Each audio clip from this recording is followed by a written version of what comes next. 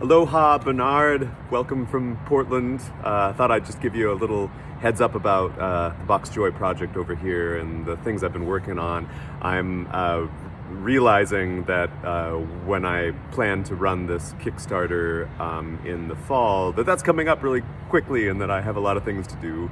But I thought I'd just cover a few things that I've been really focusing on. I just replanted pretty much the whole garden here. I had a very successful spring. I tested a bunch of things. So let me show you a few things. These are my old design planters, and I'm using them to A/B test some fertilizer. But you can see things here are very happy. I'm kind of switching over to basil as it gets warmer. This is a really nice low watercress. The chard is enjoying itself. I make a lot of salads, so I enjoy that. These are my autofill Kratky tomatoes, little reservoir there. And these are, what are they called? Tiny Toms or something like that. But they're both dwarf patio and early, very early. I think they were like 48 day or something like that. Which is crazy because that means different things. Days to harvest means different things to different people. Whether or not it's the seedling going out or whether or not it's when it's germinated. Anyway, these are looking very healthy. This one has inside of that yogurt container in there, trying to keep the roots out. I have one float valve for all 5 of these, and so far it hasn't lowered my reservoir water, but I bet tomorrow it will. Tomorrow might be the day, but those look really, really fantastic. These are some aging heads of lettuce that I actually bought online and had shipped to me, and then I just jammed them in a net cup and put them in a bucket. I am discovering that there are certain things that just aren't super excited about non-circulating hydroponics. Take, for instance, Calendula. Look at this. It actually repels the water at the root line. And or my seedling propagation is something it dislikes because I'm a little bit warm with my grow lights that I'll show later. Another thing that really struggles is arugula. This is Wasabi arugula. This one looks okay now. And again, it might really dislike the heat, but like here is its brethren, and it just never could quite get the roots down. And this is many weeks old. This is the same age as these, so it's very odd. It just doesn't like it, but it very could well be that it dislikes the heat of my propagation lights. This is my little seedling center. It's not very glamorous. This light is on a timer and it's off because it's very early in the morning. This is my time-lapse studio. I have a couple cameras taking a picture every 2 hours, hoping that I can get an interesting photo. But these fluorescent lights here, 450 watts, 450 watts. It's a lot of light and I'm having great success with it. It's a very good benchmark. But then I had less success with inexpensive LEDs. No doubt you've seen lights something like this sold on Amazon. These things, I can absolutely attest, are completely worthless. I think it's something like 8 watts per one of these heads, maybe, and then who knows what the spectrum is. They just showed up about 2 years ago on Amazon, of all different sizes. I bought a few of them and tested just some heads of lettuce from seed, and I can just show here what the results were like. They were really notably bad.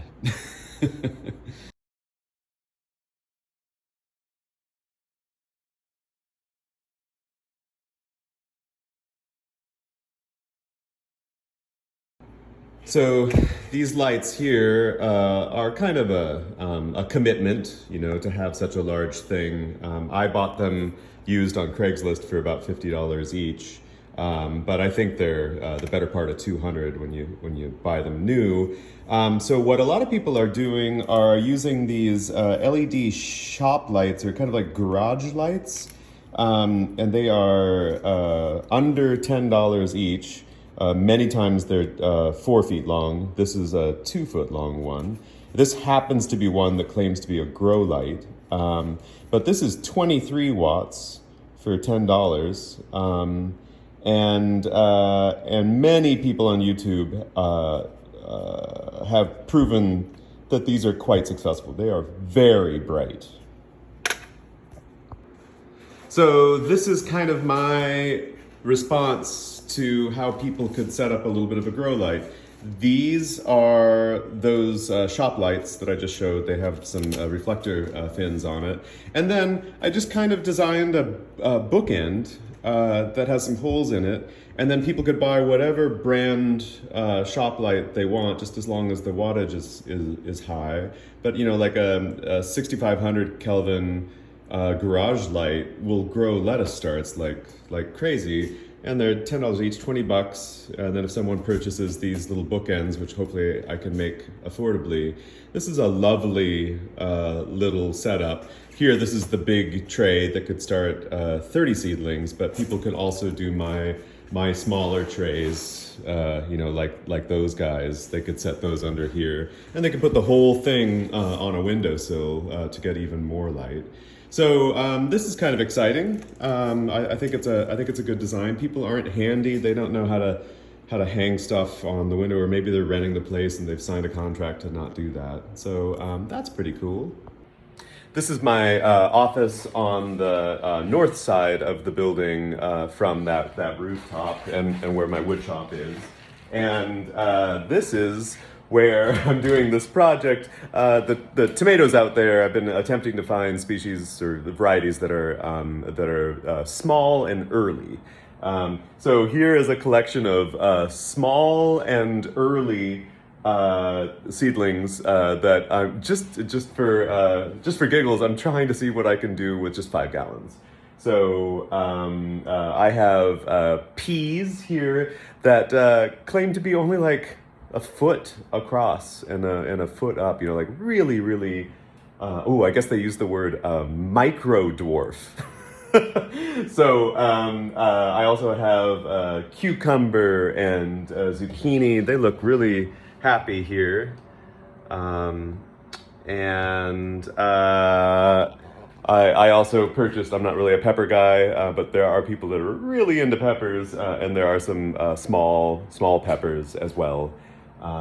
So stay tuned on that. I'm going to put them out in the buckets after. I'm going to try to have them here for 4 weeks, but we'll see. 'Cause they're huge already, and they're a week and a half old. So that's my report from Portland. Thanks for looking at these things. I'm still a little overwhelmed by trying to promote this project with the diversity of plants that can be offered, and sort of my desire to curate the things that go well, like, you know, just learning that arugula and calendula are difficult. That's just kind of surprising to me. The fertilizer tablets are something I really desire to have happen, and I've contacted the Colorado company, and they've been not super helpful on email, just kind of curt. But you know, I'm just a weirdo asking weird questions, so I don't expect them to be any different. That's what I know. Hope you are well, and take care. Aloha.